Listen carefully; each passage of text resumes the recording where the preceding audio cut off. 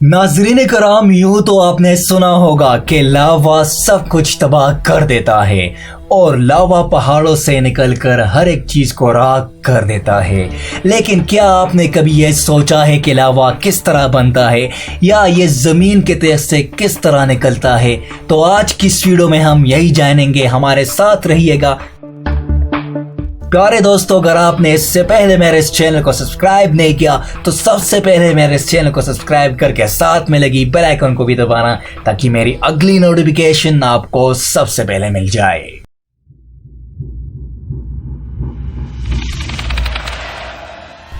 मैं हूं आपका होस्ट मोहम्मद सैयद और आप देख रहे हैं खामोश राज। नाज़रीन इकराम, बात है फरवरी 1942 की। मैक्सिकन के किसान डेनिसो पोलेडो ने महसूस किया कि उसने अपने कान फील्ड से गरजते हुए कुछ सुना, ताहम आवाज आसमान से नहीं आ रही थी। गरजता हुआ आवाज एक बड़ी जगह की थी जो कि गैस और चट्टान निकाल रही थी। यह आतिशफशा पेरिक्यूटन के नाम से जाना जाता था और अगले 9 साल में इसका लावा और राख 200 मुरब्बा किलोमीटर हो चुकी थी। लेकिन आखिर यह आतिशफशा कहां से आ गया और इसको किस चीज ने जन्म दे दिया? यह बन गया था एक सवालिया निशान। खामोश राज के मुअज़्ज़िज़ दोस्तों, किसी भी आतिशफशा की कहानी मैग्मा से शुरू होती है। मैग्मा आम तौर पर पिघले हुए चट्टानों पर मुश्तमिल होती है। यह उन इलाकों में तश्कील देती है जहां समंदर का पानी जमीन के तह में फिसल कर और जमीन के तह की मेल्टिंग पॉइंट को कम करता है। नतीजे में आम तौर पर मैग्मा जमीन की सतह के नीचे रहता है।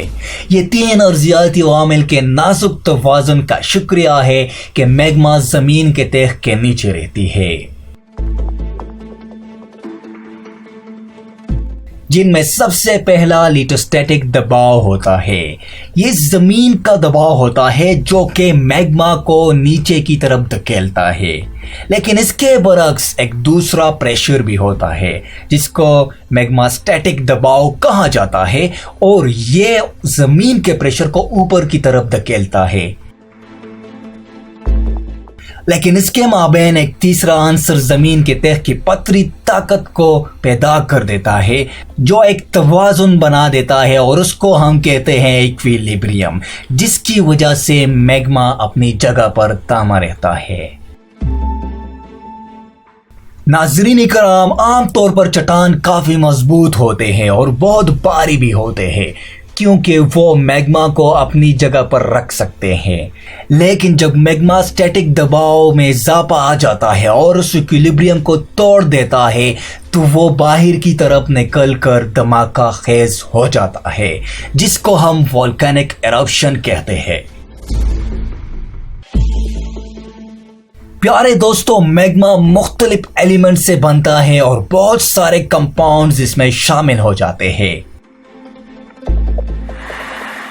जिसमें बहुत सी पिघली हुई चट्टानें मौजूद होती है।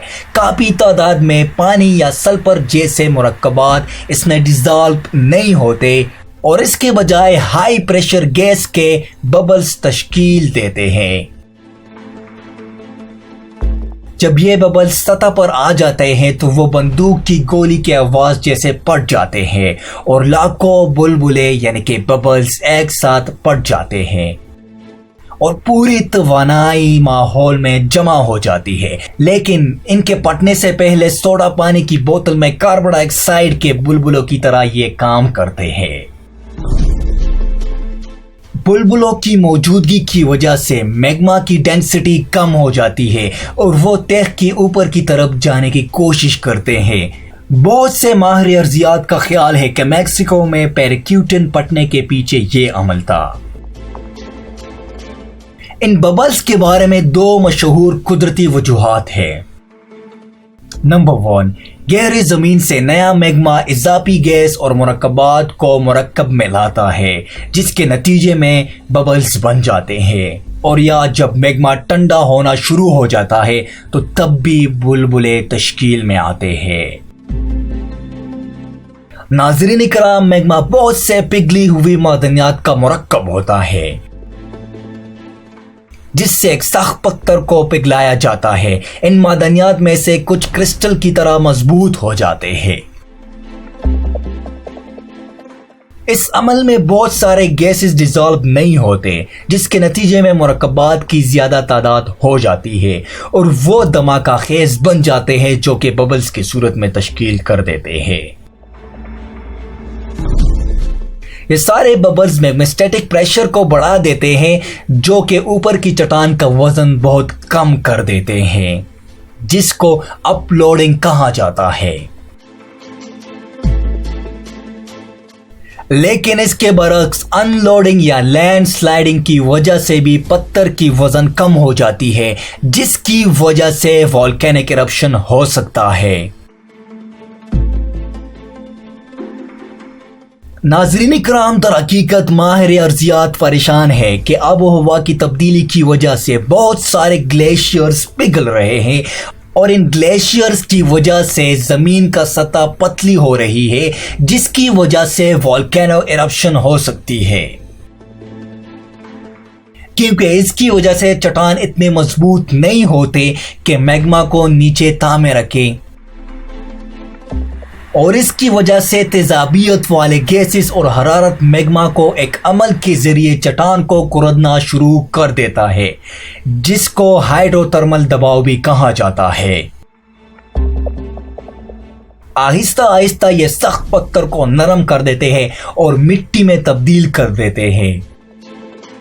जब ये मोल्टन स्टेट में आ जाता है, फिर जलजले की शक्ल में या कॉन्टिनेंटल प्लेट्स के हिलने की वजह से ये बाहर की तरफ निकलते हैं और एक धमाके की आवाज के साथ वोल्केनिक इरप्शन हो जाता है।